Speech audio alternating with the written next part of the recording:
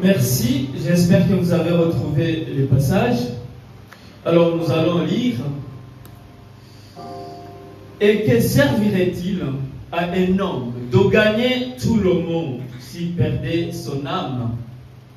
Ça, c'est une question que Christ posait à ceux qui l'écoutaient. Ou que donnerait un homme en échange de son âme? Car le Fils de l'homme doit venir dans la gloire de son Père avec ses anges. Et alors, il rendra à chacun selon ses œuvres. Apocalypse chapitre 2 et à 7, il est écrit: écrit à l'ange de l'église d'Éphèse, voici ce que dit celui qui tient les 7 étoiles dans sa main droite, celui qui marche au milieu de 7 chandeliers d'or. Je connais tes œuvres, ton travail et ta persévérance. Je sais que tu ne peux pas supporter les méchants, que tu as éprouvé ceux qui se disent apôtres et qui ne le sont pas, et que tu les as trouvés menteurs, que tu as de la persévérance, que tu as souffert à cause de mon nom, et que tu ne t'es point lassé. Mais ce que j'ai contre toi, c'est que tu as abandonné ton premier amour. Souviens-toi donc d'où tu es tombé, répands-toi et pratique tes premières œuvres. Sinon, je viendrai à toi et j'ôterai ton chandelier de sa place, à moins que tu ne te répandes. Tu as pourtant ceci, c'est que tu es les œuvres des Nicolaïtes, œuvres que je hais aussi. Que celui qui a des oreilles entende ce que l'Esprit dit aux églises. À celui qui vaincra, je donnerai à manger de l'arbre de vie, qui est dans le paradis de Dieu. L'autre passage, c'est Ecclésiaste 7, verset 8, qui nous dit ceci.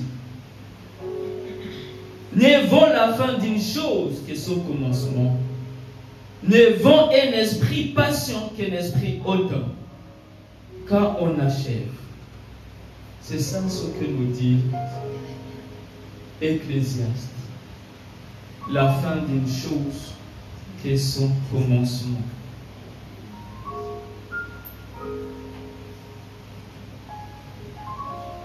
Aujourd'hui, je vous propose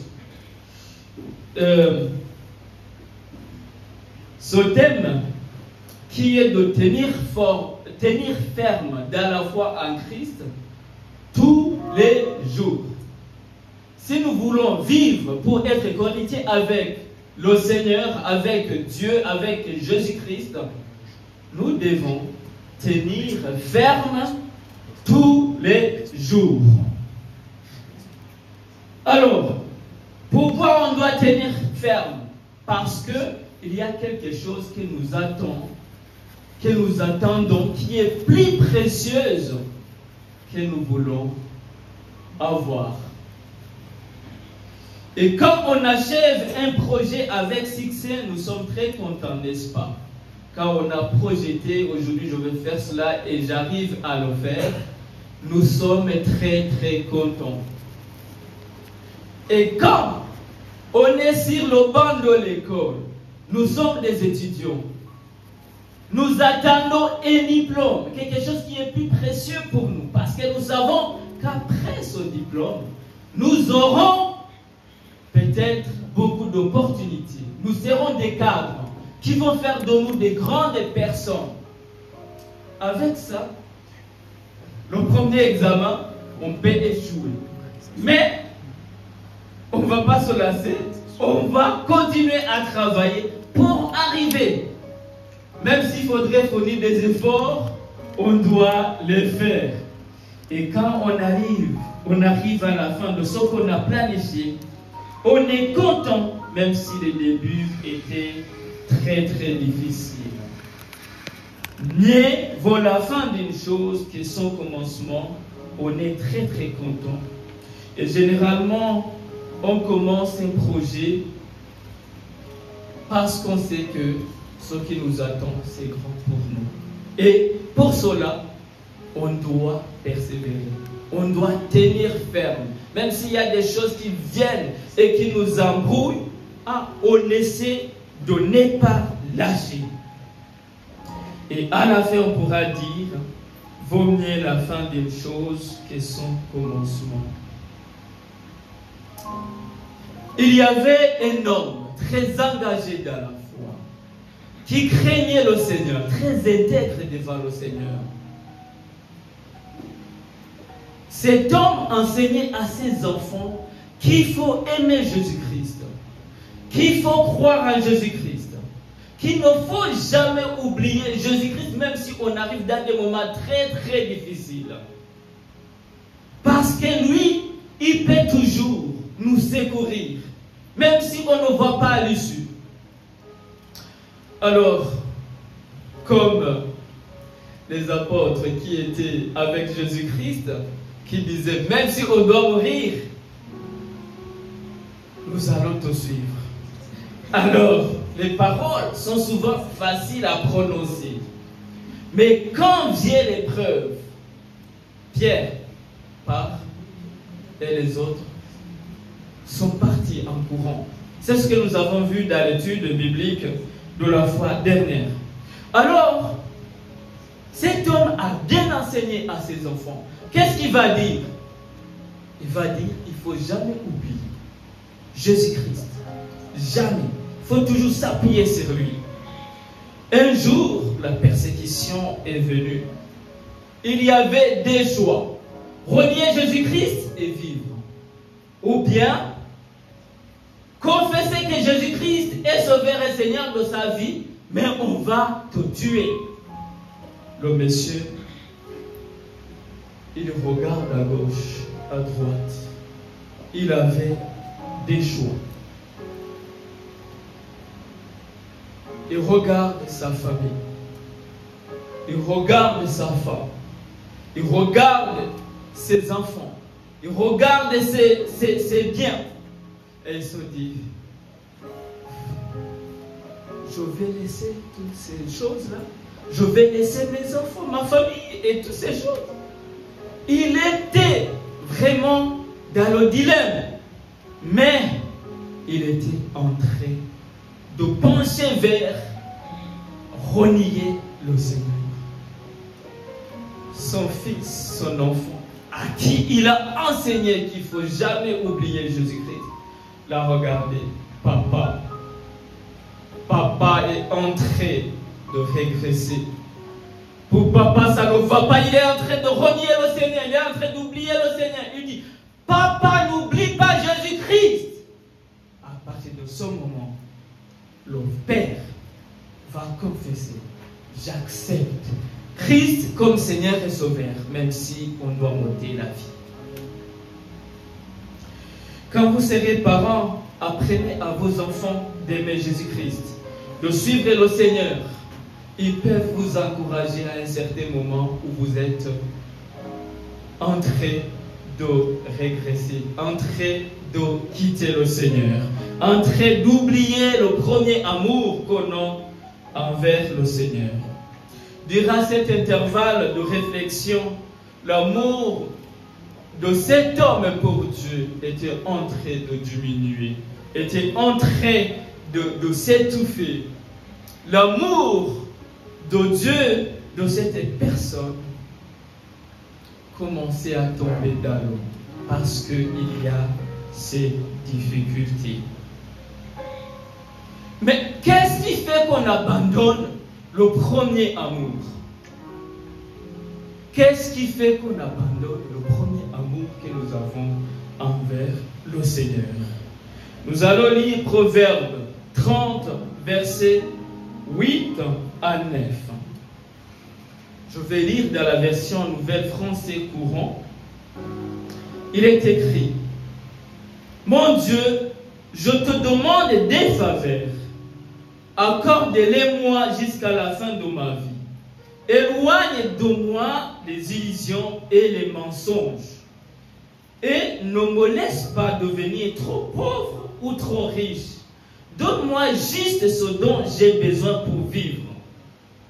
Si je possède trop, je risque de te trahir en disant: à quoi le Seigneur sert-il? Si j'ai trop peu, je risque de voler et de déshonorer ainsi mon Dieu. Je vais lire dans Parole de vie le même passage.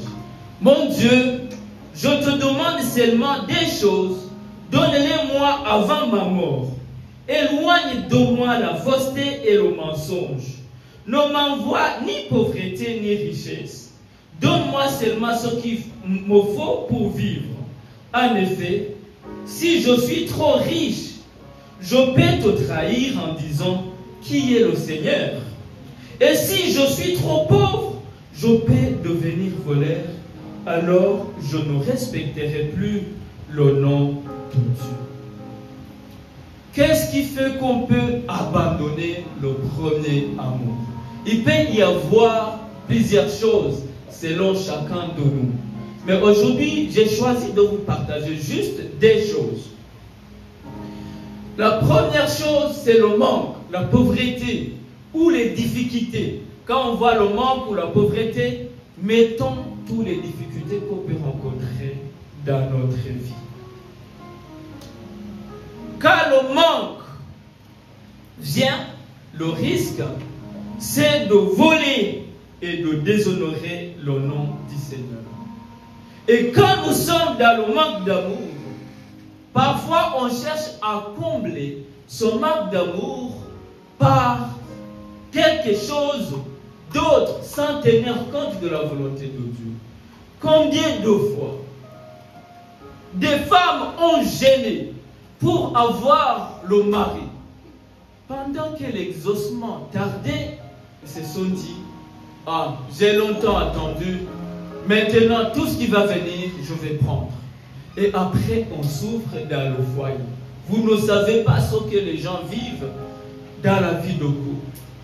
Combien de fois des hommes ont prié pour avoir le conjoint ou une femme, mais pendant que l'exaucement tardait, se sont dit: je vais prendre tout ce qui va se présenter devant moi. Et on souffre dans le couple à cause de ça. Chers bien-aimés, Christ vous aime et son amour vous suffit. Le moment où vous n'avez pas encore cet amour qui vous manque, cherchez cet amour avec Christ. Je sais qu'il va vous combler. Je sais qu'il va combler toutes les dimensions de l'amour que nous puissions éprouver dans nos cœurs. Et continuons à persévérer. Il ne faut pas laisser notre amour envers le Seigneur diminuer ou être abandonné. Car on manque de considération. Parfois, on va chercher la considération avec une démarche qui déshonore le Seigneur. Moi, s'il ne me respecte pas, il va me voir. Il va voir qui je suis. Dieu nous a fait grâce. On est responsable. On est un cadre. Mais les gens viennent tout simplement, ils demandent le service. Mais il ne m'a pas salué, il n'a pas toqué avant d'entrer. Il ne me respecte. Non. Il faut bien les traiter après donner un conseil. Prochainement, chère personne, quand tu vas venir, c'est mieux de toquer. Et c'est bien, c'est une bonne attitude. Après avoir rendu grâce, après avoir rendu service, dans la paix et dans l'amour. N'est-ce pas? Quand on est dans le manque, dans la pauvreté, le risque, c'est de chercher à voler et déshonorer le nom de Dieu. Et l'autre chose, c'est l'abondance. Dans l'abondance, on risque de dire à quoi le Seigneur me sert-il? Dans l'abondance, le risque c'est d'être conduit dans l'orgueil. On a tout. La considération des hommes, l'appréciation des hommes, c'est très bien. Mais on se dit, c'est moi l'homme. C'est moi l'homme. L'abondance peut faire oublier Dieu. À quoi le Seigneur sert-il? Oublier que c'est par la grâce que tout se passe bien. Qu'on a toutes ces choses. Je me rappelle quand on était au lycée, il y a d'autres qui font telle filière, telle section. Il y avait les gens qui faisaient la section scientifique, ce sont des scientifiques. Et eux, ils se disent, il ne faut pas rigoler, quoi. Il faut rester comme ça. Parce que ceux qui rigolent là, ils ne sont pas sérieux. Ce sont les littéraires, parce que eux, ils parlent seulement, ils chantent. Nous, on doit être comme ça. Ouais, on rigole, quoi. Mais quand ils faisaient ça, ce n'est pas parce que quand on est scientifique, on ne peut pas être content, on ne peut pas rire. C'était l'orgueil. Nous sommes plus forts que les autres. Nous faisons la meilleure filière que les autres. Mais ils ne savaient pas qu'il y a des gens qui sont plus intelligents qu'eux, qui n'ont pas pu partir à l'école à cause de manque de moyens, à cause peut-être des difficultés, qui n'ont pas pu même faire l'école secondaire. Ils ne savaient pas que c'est par la grâce de Dieu qu'ils ont eu cette opportunité. Au lieu de s'agenouiller et rendre grâce. Voilà ce qu'on développe dans notre cœur.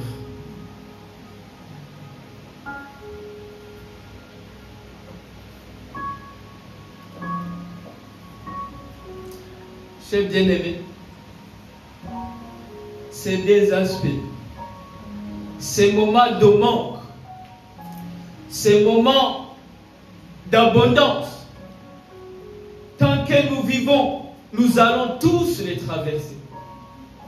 On n'est pas appelé à vivre toujours dans la pauvreté ou bien toujours dans l'angoisse. Parfois, on va traverser des moments d'abondance. Et parfois, on va traverser des moments de situations très très difficiles. Et si on ne fait pas très attention, ces choses peuvent nous conduire à abandonner le premier amour. Alors, puisqu'on va les traverser, que faut-il faire pour tenir ferme dans la foi en Jésus-Christ de tous les jours et être co-héritier avec lui, avec Christ? L'une des choses, c'est d'abord une repentance sincère et pratiquer les premières œuvres que nous avons abandonnées à cause de notre manque de vigilance. C'est ce que nous dit notre texte, qui nous dit: souviens-toi d'où tu es tombé et répands-toi et pratique tes premières œuvres. Sinon, je viendrai à toi et j'ôterai ton chandelier de sa place, à moins que tu ne te répandes. La première des choses, c'est de revoir à partir de quel moment, quelles sont ces choses qui me font oublier mon premier engagement avec le Seigneur. Se repentir sincèrement et reprendre le bon chemin. Sinon, le Seigneur, si on n'accepte pas de se repentir, on est comme cet homme qui renie le Seigneur. Non pas peut-être en parole, mais en acte. Mais dans ce qu'on fait, on renie. On a renié le premier amour. L'autre chose, il faut la persévérance dans la foi. Tenir bon dans la foi en Jésus-Christ. Hébreux 10, verset 36 nous dit ceci. Car vous avez besoin de persévérance, afin qu'après avoir accompli la volonté de Dieu, vous obteniez ce qui vous est promis. Il faut de la persévérance dans la foi. Et je vous dis sincèrement, sans la persévérance dans la foi, il sera difficile d'obtenir la promesse de Dieu, qui est la vie éternelle, que Christ nous a promise, pour laquelle Christ a souffert, a donné son corps, a été tabassé, a été maltraité, a été maudit, pour que nous puissions devenir la bénédiction. On parle de la persévérance parce qu'il y a des objections à nos objectifs, sinon au but que nous voulons atteindre. Si notre but, c'est d'être cohéritier avec Jésus-Christ, alors il va y avoir des objections, des embûches, des choses qui nous découragent, des choses qui peuvent la persécution. Vous voyez, pour son Messie, c'était la persécution. Pour nous, il pourra y avoir tant d'autres. Des comportements de mon voisin peut-être qui me dérangent jusqu'à dire, ah, vraiment si la foi c'est comme ça, c'est compliqué. Il peut y avoir d'autres. Pour lui c'était la persécution. Pour nous ça peut être quelqu'un d'autre. Ça peut être même calomnie. Une simple calomnie qui va dire, voilà, un jour on m'a volé un sac à dos, il y avait mes papiers, mon truc. Et c'était où? C'était dans l'église, cher bien-aimé. Et je me suis dit, mais dans cette église, comment? Si c'est dans l'église, on fait ces choses, comment? Qu'est-ce que je vais faire? J'avais décidé d'abandonner l'église, de fréquenter l'assemblée à cause de ça. Et heureusement qu'il y avait un frère qui m'a dit, dans l'église, tous ceux qui viennent ne sont pas des personnes parfaites, mais qui écoutent la parole de Dieu, qui peut les aider à devenir comme enfants de Dieu. Et j'ai décidé de continuer ma vie de prière et de communion avec mes frères et sœurs. Mais ce qui était bizarre dans cette histoire, c'est qu'on m'a remis les clés qui étaient dedans, mes papiers, mais on ne m'a jamais remis le peu d'argent qu'il y avait et le sac. Et là aussi, ça a empiré la situation. Mais ce n'est pas grave. C'était une épreuve à moi. Dieu merci, j'ai eu quelqu'un qui me fortifie et j'ai pu avancer. J'ai bien aimé, chacun de nous aura ses objections pour nous bloquer dans notre foi. Aura des obstacles, mais il faut persévérer dans la foi. Et comment persévérer dans la foi? Parce que en tant qu'humain, c'est très difficile, c'est impossible même. Alors, c'est tout simplement en s'appuyant sur Jésus-Christ, en s'appuyant sur l'auteur de la foi à nous. Sinon, on ne va pas faire quoi que ce soit. On va toujours tomber. Nous dit Jean chapitre 15, versets 4 à 5. Demeurez en moi et je demeurerai en vous. Comme le sarment ne peut de lui-même porter du fruit s'il ne demeure attaché au cep. Ainsi, vous ne le pouvez non plus si vous ne demeurez en moi. Je suis le cep, vous êtes le sarment. Celui qui demeure en moi et en qui je demeure porte beaucoup de fruits. Car sans moi, vous ne pouvez rien faire. Pour persévérer dans la foi, pour tenir bon chaque jour, pour tenir bon jusqu'à ce qu'on obtienne notre récompense, qui est de vivre éternellement avec le Seigneur. Chers bien-aimés, on a besoin de nous appuyer sur Christ et Christ seul, et à le suivre. Chers bien-aimés, si ce n'est pas ça, si on s'appuie sur notre force, on va tomber, se relever, tomber, et le risque c'est de ne pas arriver. Mais si on s'appuie sur lui, on sait que on va arriver certainement. Ça veut dire qu'il faut suivre ses instructions en écoutant sa voix, cette voix intérieure qui nous parle. Quand on veut agir, parler du Saint-Esprit, cette voix qui vient, cette décision que tu es en train de prendre, tu sais toi-même que ce n'est pas une bonne décision. Ce projet que tu es en train d'entreprendre, tu sais que toi-même, ce n'est pas selon l'enfant de Dieu. Il y a cette voix. Il y a même la parole qui dit, ah, tu ne voleras pas. Tu es mon enfant, tu ne feras pas ceci et tout. C'est ta voix qui te parle. Avant que quelqu'un d'autre ne puisse venir te parler. Il faut suivre les instructions du Seigneur, qui est sa parole. Et même pour discerner cette parole, il faut la comprendre avec l'aide de son esprit. Parce que tu sauras ce qu'il veut réellement dire. Chers bien-aimés dans le Seigneur, restons intègres dans notre relation avec Jésus-Christ. Certes, des difficultés viendront pour tenter de nous faire abandonner notre premier amour envers le Seigneur.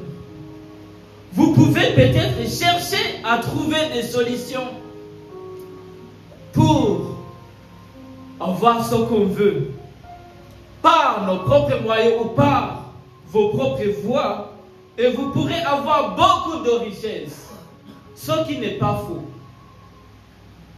ce qui n'est pas aussi mauvais, mais sans tenir compte de Dieu. Après, c'est ce passage qui vient. À quoi va nous servir de gagner ce monde si on perd son âme à la fin? On ne peut rien chercher qui pourrait sauver notre âme. Même si on gagne ce monde par nos propres voies. Ce passage ne nous dit pas de ne pas chercher, de ne pas travailler pour gagner beaucoup de choses. D'ailleurs, nous devons travailler pour avoir beaucoup de choses, pour être riches si on veut. Mais selon Christ et avec Christ. Parce qu'avec lui, tout sera bon, dans l'abondance comme dans les difficultés. Christ va dire, sinon, selon le prophète Ésaïe 43, verset 2, si tu traverses les eaux, je serai avec toi. Et les fleuves, ils ne te submergeront point. Si tu marches dans le feu, tu ne t'oublieras pas. Et la flamme ne t'embrasera pas. Avec Christ et selon Christ, on peut traverser toutes ces dimensions-là. Toutes ces choses que j'ai évoquées qui peuvent nous faire oublier notre premier amour. Mais quand on est avec Christ, même dans les difficultés, il sera avec nous. Et on pourra bien les traverser avec joie et avec paix. Même quand on sera dans l'abondance, on saura que toute la gloire lui revient. On saura que c'est lui qui mérite notre gloire. On saura que ce n'est pas sa grâce que nous sommes dans cette abondance. Et comme la couronne qui nous est réservée a plus de valeur pour nous, comme la couronne que Christ nous a promise a de la valeur pour nous, chers bien-aimés, persévérons dans le bien et non dans le mal. Persévérons dans l'amour et non dans la haine. Persévérons dans le pardon et non dans la rancune. Persévérons dans la paix avec tous, autant que cela dépend de nous, et non dans les troubles. Persévérons dans la sanctification sans laquelle personne ne verra le Seigneur. Et non dans l'infidélité avec le Seigneur. Et surtout, persévérons dans la foi en Christ et dans l'espérance de la plus grande des promesses, la vie éternelle. Que le Seigneur nous vienne en aide. Prions. Seigneur, nous te rendons grâce pour cette parole. Nous te disons merci pour tous tes bienfaits. Seigneur, nous savons qu'il y a cet intervalle de quand tu nous as appelés et de quand nous allons entrer de manière effective dans notre promesse. Durant ce passage, durant cet intervalle, il pourra s'y passer beaucoup de choses. Nous te demandons, Seigneur, des faveurs. Soutiens-nous, fortifie-nous, donnez-nous de pouvoir traverser cet intervalle en restant fidèle à toi, en comptant sur toi, en marchant avec toi, Seigneur, en nous appuyant sur toi, Seigneur. D'autres peuvent s'appuyer sur des richesses, d'autres peuvent s'appuyer sur des chars, mais nous nous appuyons sur toi, car nous savons qu'avec toi, nous ne serons jamais confus et il n'y aura rien qui pourra nous séparer de toi. Ce n'est pas la tribulation, ce n'est ni l'abondance, parce que Seigneur, tu nous aimes tant. Donnez-nous de marcher dans ton amour. Soutiens-nous, Seigneur, parce que sans toi, nous ne pouvons rien faire. Nous le demandons au nom de notre Seigneur Jésus-Christ. Amen. Alors, nous allons passer au moment de la Sainte